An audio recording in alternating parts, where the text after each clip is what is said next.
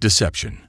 Admiral Helena Martinez stood at the viewport of Lunar Base Alpha, her sharp eyes fixed on the glittering expanse of Earth below. 20 years of commanding humanity's most classified military installation had left silver streaks in her dark hair, but her posture remained rigid with discipline. The peaceful view belied the storm about to break across the solar system. "Admiral." Her eye assistant Araya's voice carried none of the tension that filled the command center. "We've detected quantum fluctuations consistent with a cloaked vessel entering cislunar space." Martinez didn't turn from the viewport. "Location. Approaching from the L2 Lagrange point. Their stealth technology is impressive, but our quantum sensors detected their gravity wake." A slight smile crossed Martinez's face. After decades of preparation, the moment had finally arrived. Humanity had known they weren't alone since the 2030s, when the first quantum sensors detected the alien observation posts scattered throughout the Kuiper Belt. Instead of announcing their discovery, Earth's nations had made an unprecedented decision: complete secrecy while they prepared. "Status of the Ghost Fleet?" she asked, finally turning from the viewport. "All 30 vessels maintaining position in the asteroid belt. Quantum camouflage holding steady. The aliens haven't detected them." The Ghost Fleet represented humanity's greatest achievement: ships built with technology reverse engineered from crashed alien probes, enhanced by human innovation. Their quantum camouflage didn't just bend light, it bent reality itself around the vessels, making them virtually undetectable. "General Wade reports the ground forces are at ready status," Araya continued, "and Project Prometheus is prepared for activation." Martinez nodded. Project Prometheus was humanity's ace in the hole, a breakthrough in quantum computing that had allowed them to crack alien encryption protocols. For years, they'd been silently monitoring alien communications, learning their languages, understanding their politics, and identifying their weaknesses. "Signal detected," Araya announced. "They're broadcasting on all frequencies." "Put it through." The air shimmered as a holographic figure materialized, tall, ethereal, with iridescent skin and multiple pairs of eyes. A member of the Arcturus Collective, humanity's secret watchers for centuries. "People of Earth," the being spoke in perfect English, "I am Ambassador Zixtal of the Galactic Confederation. We come in peace to welcome you into the greater community of spacefaring civilizations." Martinez almost laughed at the pretense. Their quantum intercepts had revealed the truth. The Confederation was fractured, with multiple factions arguing over how to handle emerging civilizations like humanity. Some advocated for peaceful contact, others for containment, and a dangerous minority pushed for preemptive subjugation. "Ambassador," Martinez responded, "Earth welcomes you. We've been expecting you." A flicker of uncertainty passed through Zixtal's multiple eyes. That wasn't in their script. "You've been watching us for quite some time," Martinez continued, triggering a preset command sequence. Across the solar system, quantum camouflage fields began to drop, revealing humanity's hidden strength. "Perhaps it's time we had an honest conversation about our place in the galaxy." The ambassador's form flickered as their sensors detected the suddenly revealed fleet. When they spoke again, their voice carried a note of alarm. "What is the meaning of this? Your civilization was rated as pre-spacefaring. These vessels, this technology." "Let's be clear, Ambassador. We've been monitoring your communications for years. We know about the debates in your confederation, the factions arguing for containment or worse." Martinez's voice hardened. "Humanity won't be contained, subjugated, or guided down an approved development path. We're ready to join the galactic community as equals." Warning signals flashed across her neural interface as more alien ships dropped out of quantum space, a battle fleet, hidden behind the moon. They'd come prepared for resistance, but humanity had prepared too. "Project Prometheus. Execute Phase 1, Martinez commanded. Across the solar system, quantum algorithms that had taken decades to perfect activated. Alien ships suddenly found their quantum drives unresponsive, their weapons systems locked down. Humanity had turned their own technology against them. "Now then, Ambassador," Martinez smiled, though it didn't reach her eyes. "Shall we discuss terms for genuine diplomatic relations? As equals." The next 12 hours would determine humanity's place in the galaxy. But after decades of preparation, Martinez knew they were ready. The children of Earth had grown up, and the stars would never be the same. In the depths of space, humanity's ghost fleet held position, quantum weapons primed. They were no longer hiding, and soon the galaxy would understand why the ancient proverb warned, "Beware the quiet ones." The hidden arsenal. Deep beneath the Himalayas, in a facility known only as Vault Zero, Dr. Sarah Chen watched streams of quantum data flow across holographic displays. As director of Earth's Advanced Technologies Division, she'd spent 15 years helping develop humanity's technological countermeasures. Now those preparations were being put to the test. Confirmation from all sectors. Her assistant, Dr. Patel, reported. "The quantum lockdown is holding. 37 Confederation vessels currently immobilized in cislunar space." Chen nodded, her eyes never leaving the displays. "And their attempts to break free. Exactly as predicted. Their quantum processors are trapped in recursive loops created by our algorithms. They can't even send distress signals without our systems intercepting and neutralizing them." Project Prometheus had been Chen's masterpiece, a quantum computing breakthrough that didn't just match alien technology, but fundamentally understood and could manipulate it. The aliens had never imagined that their careful observation of Earth would allow humanity to learn so much about their technology. "New contact," announced the facility's eye. Multiple quantum signatures detected at the edge of the solar system. Configuration matches Orion hegemony vessels. Chen's expression tightened. The Orion hegemony, the militant faction within the Confederation that had long argued for the subjugation of primitive species. Of course, they would have ships waiting in reserve. "They're not broadcasting," Patel observed, "just holding position. Waiting to see how their first contact protocol fails," Chen mused. "Activate the Sentinel grid." Throughout the Kuiper belt, hidden quantum satellites powered up, creating an interlocking web of sensors and defensive systems. Another secret project, developed using technology reverse-engineered from recovered alien probes.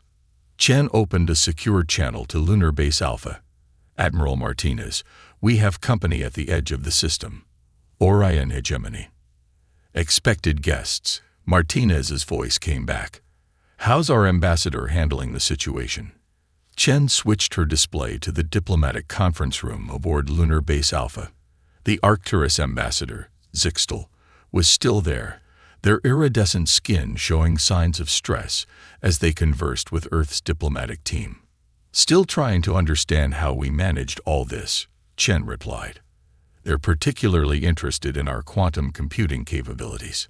"Keep them interested," Martinez ordered. "The longer they focus on that, the less they'll wonder about Project Helios." Chen smiled grimly. Project Helios, the true ace up humanity's sleeve. While Prometheus had given them control over alien quantum systems, Helios represented something entirely new, something the aliens hadn't even theorized was possible. "Dr. Chen," the AI interrupted, "we're detecting increased quantum fluctuations from the hegemony fleet. They appear to be charging weapons systems." "Let them," Chen replied calmly. "Activate Dark Star Protocol." Across the solar system, hidden quantum relays began transmitting specific frequencies. The aliens had never discovered that their quantum drives produced a unique resonance pattern, one that humans had learned to detect and, more importantly, disrupt. In the void of space, the hegemony vessels suddenly found their quantum drives cycling down, their weapons unable to maintain charge. The same technology that had trapped the first contact fleet was now reaching across the solar system. "Message from the hegemony flagship," Patel announced. "They're demanding to speak with whoever is responsible for, quote, this technological affront." Chen opened a channel. "This is Director Chen of Earth's Advanced Technologies Division. We detected your weapons charging. That violated the terms of peaceful contact being discussed with your colleagues in lunar orbit. We responded accordingly. The alien commander's response came in a burst of barely controlled fury. Impossible. Your species was rated as barely capable of reaching your own moon. These capabilities were developed while you watched us, thinking we were blind to your presence. Chen interrupted. You should understand something about humans, Commander. We don't like being watched. We don't like being judged. And we absolutely excel at preparing for threats. The implications weren't lost on anyone in the chamber. A stellar quantum web could, in theory, manipulate the very fabric of space-time using stars as power sources. It was the holy grail of quantum physics, and humanity had built a working prototype around their own sun. You understand why this changes everything. Rice continued into the stunned silence.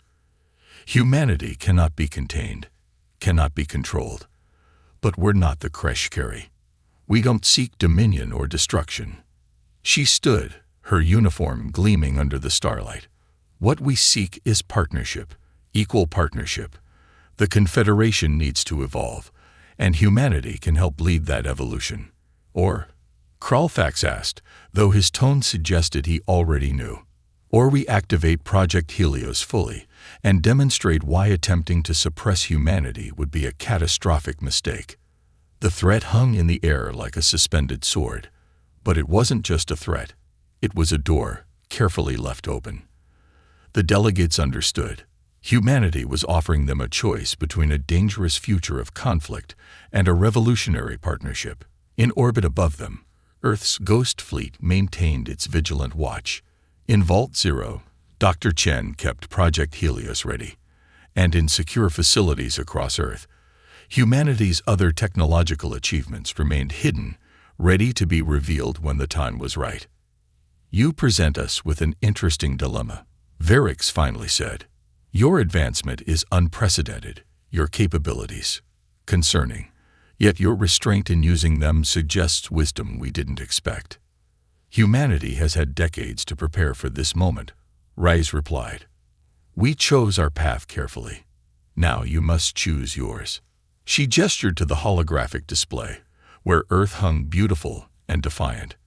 We can remain locked in this dance of suspicion and threat, or we can forge something new. A true galactic community of equals. The alien delegates huddled in small groups, their private quantum communications frustrated by human countermeasures. They were forced to discuss openly, honestly, another calculated move on humanity's part. As the discussions continued, Rise received a neural message from Admiral Martinez. Orion reinforcements detected at the Kuiper Belt. Dark Star Protocol standing by. Rise acknowledged without changing her expression. Some of the delegates would try to stall, to wait for military solutions, but humanity had prepared for a long game. The next few hours would determine whether the galaxy embraced change or plunged into conflict. And humanity was ready for either outcome. Battle for Sol. The quantum alert rippled through Earth's defense network like lightning.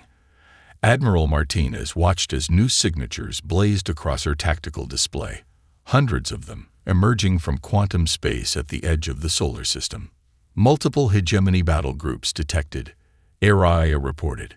They'd brought their entire third fleet. Quantum signatures suggest dreadnought-class vessels.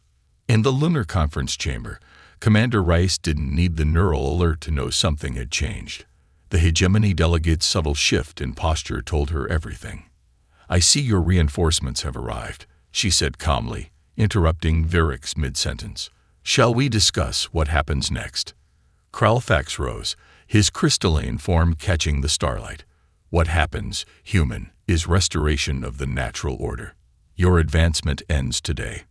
The chamber erupted in chaos. Some delegates protested, others remained suspiciously silent. Varix's bioluminescence pulsed in patterns of distress. Authorization granted. Rise transmitted through her neural link.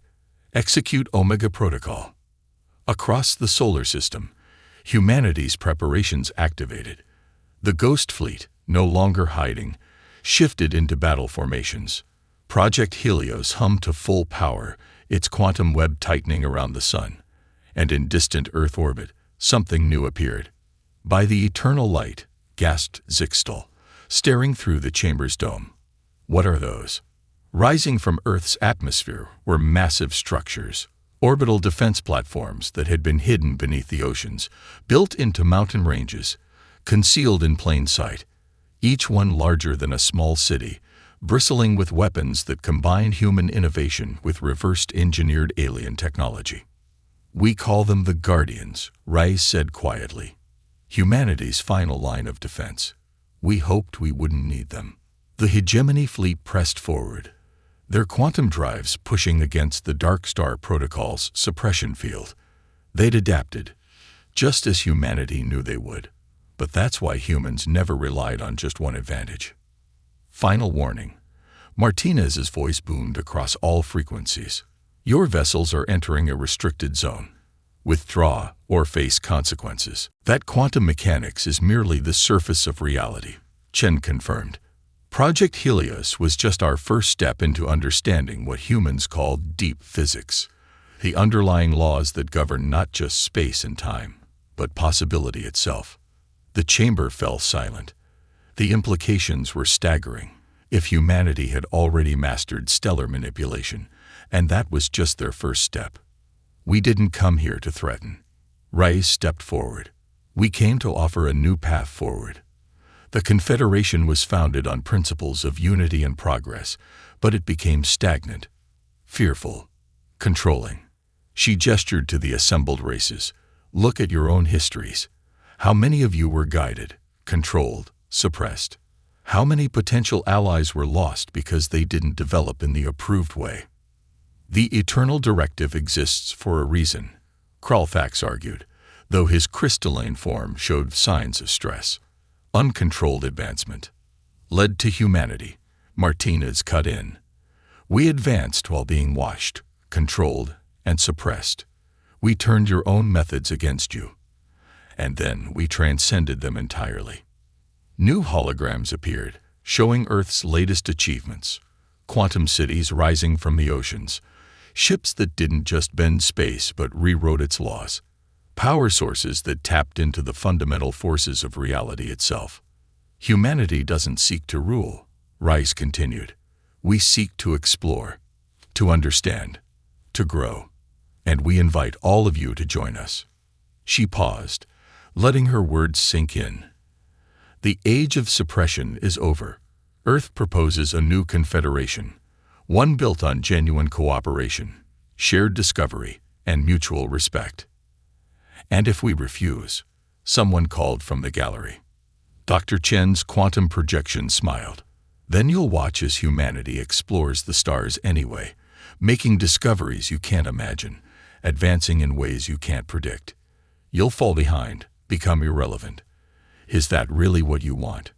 The council chambers erupted in debate. Some races immediately pledged support for Earth's proposal. Others demanded guarantees, safeguards. A few threatened to withdraw from the Confederation entirely. But humanity had expected this. They had prepared for it. "We understand change is frightening," Rise addressed the chaos. "That's why we're offering our help. Earth's universities are already preparing to welcome students from across the galaxy. Our research facilities stand ready to collaborate. Our ships await joint exploration missions." Martinez stepped forward. "The choice is yours. Continue trying to control the uncontrollable, or join us in embracing the unknown." As if to emphasize her point, new quantum signatures appeared at the edge of the Centaurus system. The Ghost Fleet emerged from quantum space, now accompanied by something new, massive exploration vessels, each equipped with technologies that made even the eldest races pause in wonder. "The children of Earth have grown up," Rice concluded. "We're ready to take our place among the stars. The only question is, will you try to stop us, or will you join us in writing the next chapter of galactic history?" In the silence that followed, the fate of a galaxy hung in the balance, but humanity wasn't worried. They had prepared for this moment for decades. Whether the Confederation accepted them or not, Earth's journey to the stars had begun. And this was just the beginning. In orbit above Earth, Project Helios continued its quiet work, its quantum web expanding, reaching deeper into the mysteries of space and time. In secure facilities across the planet, new discoveries were being made daily. And in schools and universities, the next generation of humans prepared to take their first steps into a galaxy that would never be the same. The age of limitation was over. The age of exploration had begun. Humanity's time had come. She paused, letting that sink in. Now you have two choices. You can join your colleagues in lunar orbit for peaceful diplomatic discussions about humanity's place in the galaxy, or you can persist in hostile actions and will demonstrate capabilities that will make quantum drive disruption seem primitive in comparison. The threat wasn't empty. Project Helios was ready. The commander didn't respond immediately, and Chen watched the quantum fluctuations from their fleet gradually decrease as weapons powered down. A wise choice, she said to the silence. We'll expect your diplomatic delegation within 6 hours. Earth out. As the channel closed, Chen turned to Patel. Status of Project Helios. All systems nominal. The stellar manipulation grid is charged and ready, though I still can't quite believe we managed to build it. Necessity breeds innovation, Chen replied, remembering the day they'd first discovered they were being washed. And humanity's greatest innovations have always come when our backs are against the wall. She turned back to the displays, watching as the Hegemony fleet began a slow approach to lunar orbit. They'd won the first round, but this was just the beginning. The real challenge would be convincing the galaxy that humanity deserved not just a place at the table, but a voice in shaping the future. In the depths of Vault Zero, Project Helios hummed quietly, its true nature still hidden from their alien visitors. Some secrets humanity would keep, just in case. Diplomatic dance. The Lunar Conference Chamber was a masterpiece of human engineering and calculated psychological impact. Its transparent quantum crystal dome offered a stunning view of both Earth and the star-filled void beyond, while subtly reinforcing to their alien visitors that humanity had mastered technologies they'd thought beyond our reach. Commander Diana Reyes, Earth's chief negotiator, studied the assembled alien representatives with carefully concealed interest. The Arcturus Collective, the Orion Hegemony, and now representatives from 3 other major galactic powers had arrived, drawn by news of humanity's surprising technological leap. Let us address the quantum serpent in the room, spoke Krelfax, the Orion Hegemony's chief diplomat, his crystalline exoskeleton catching the starlight. How did humanity achieve this level of advancement without detection? Reyes allowed herself a small smile.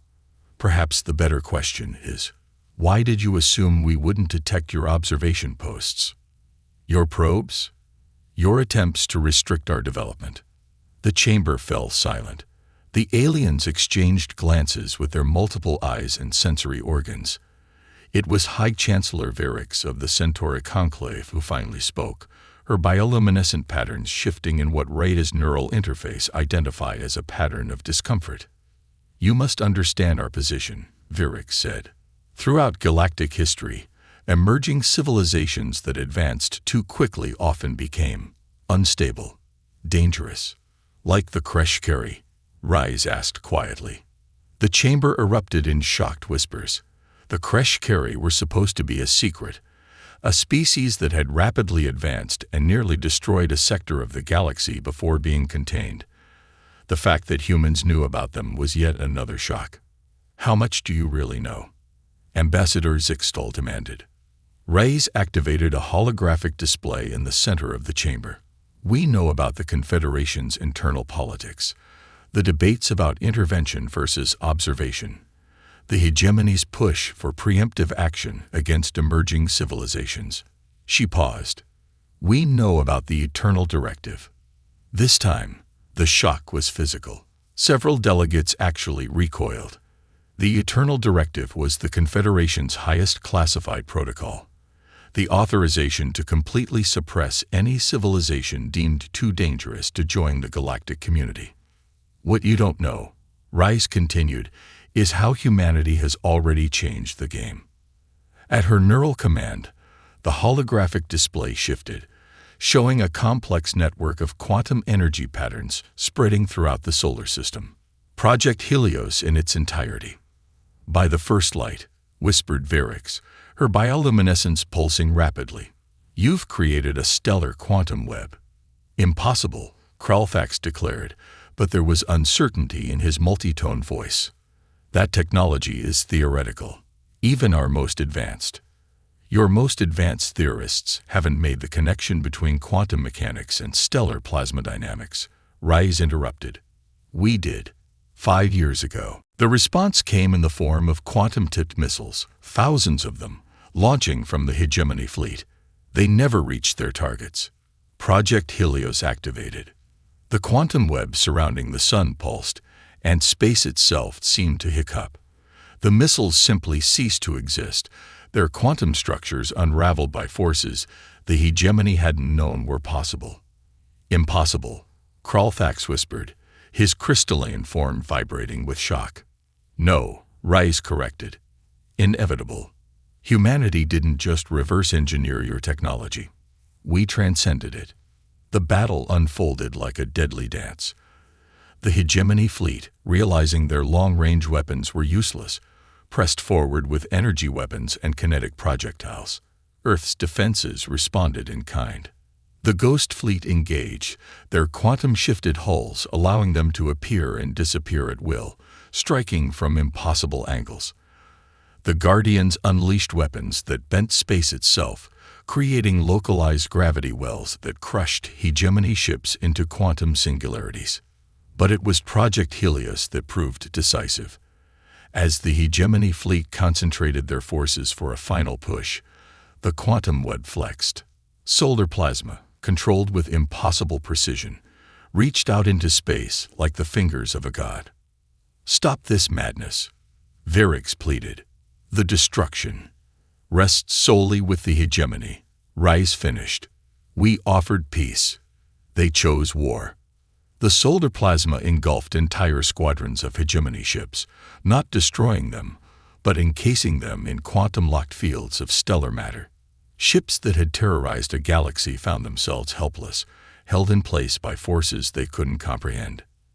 "Signal from the Hegemony flagship," Araya reported. "They're standing down." In the conference chamber, Kralfax's crystalline form dimmed in defeat. "How?" he demanded. "How did you advance so far without anyone knowing?" Rise smiled sadly. "Because you watched us exactly as we knew you would. You saw what you expected to see, a primitive species struggling toward the stars.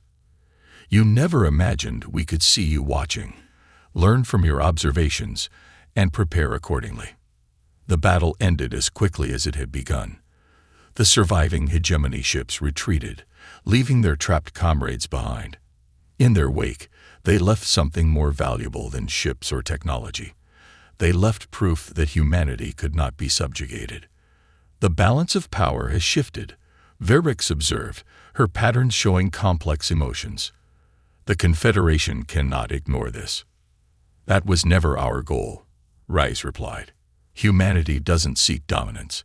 We seek partnership, but partnership between equals, not master and servant." As the delegates absorbed this reality, Earth's defenses remained vigilant. The Ghost Fleet resumed its patrols. The Guardians stood watch, and Project Helios maintained its quiet vigil, humanity's shield and sword combined. The battle for Sol had lasted less than an hour.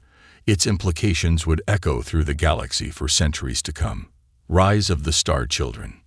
1 month after the Battle of Sol, Earth's delegation stood before the full Galactic Confederation Council on the neutral world of Centaurus Prime. The massive chamber, carved from living crystal and quantum-suspended plasma, held representatives from over 10,000 civilizations. Today, they would decide humanity's future, or so they thought. Admiral Martinez and Commander Rice led the human delegation, with Dr. Chen attending virtually through a quantum presence protocol that had impressed even the most advanced races. The gallery buzzed with discussions about the implications of humanity's emergence. Supreme Chancellor Ixval, A being of pure energy contained within an ancient quantum matrix called for order. We are here to address the status of humanity following recent events. Recent events. Martinez's voice carried clearly across the chamber. You mean our successful defense against unprovoked aggression, or perhaps our demonstration that the old order of suppressing emerging civilizations must end. The chamber erupted in murmurs. Holographic displays showed footage from the Battle of Sol, Earth's ghost fleet dancing through quantum space, the Guardians deploying weapons that defied conventional physics, and Project Helios wielding the power of a star with surgical precision. What humanity has achieved is unprecedented. Varric spoke, her bioluminescence reflecting off the crystal walls. But it also raises concerns. The power to manipulate stellar matter is nothing compared to what we haven't revealed. Dr. Chen's quantum projection interrupted. A new hologram appeared in the chamber's center, a theoretical framework that made several elder races physically recoil. This is impossible, breathed an ancient being of crystalline thought. These equations suggest